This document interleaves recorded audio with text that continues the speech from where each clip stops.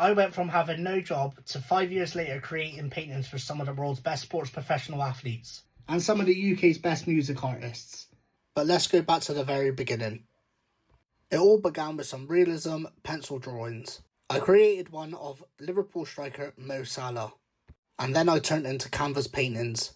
I painted 3 Bristol City players in the space of 6 months. I then got invited to a Tyson Fury meet and greet event where I had to paint live in front of 250 people. Tyson Fury invited me backstage so he could sign the painting. My motivation grew stronger and I decided to do a painting of UFC fighter Nathaniel Wood. I was very lucky to spend the day with his gym and he was very polite to sign some limited edition prints and some UFC gloves. And then my artwork took a huge jump. Bristol City messaged me about the player paintings that I was creating. I had to make my way down to Ashton Gate and meet with the chairman John Lansdowne. He asked me to create 8 paintings for the Ashton Gate 8 who saved the club back in the 80s. But what I didn't know is I end up in a programme and selling 500 limited edition boxes across the world to other Bristol City fans, signing 500 prints and getting them shipped out in time for the new season. But it didn't stop there.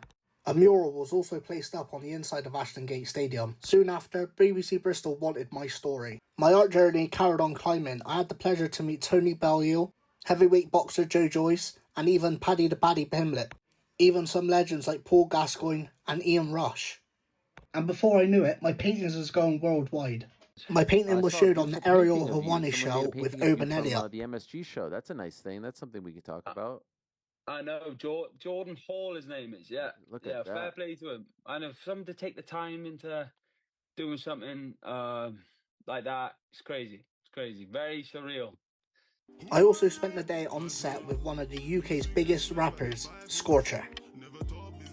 Now switch round, it's little kids and the missus. We ever leave town, it better be for a visit. And what started off as a hobby with a single sheet of paper and a pencil has now turned into a small business. I'm now selling prints, paintings and memorabilia right across the world.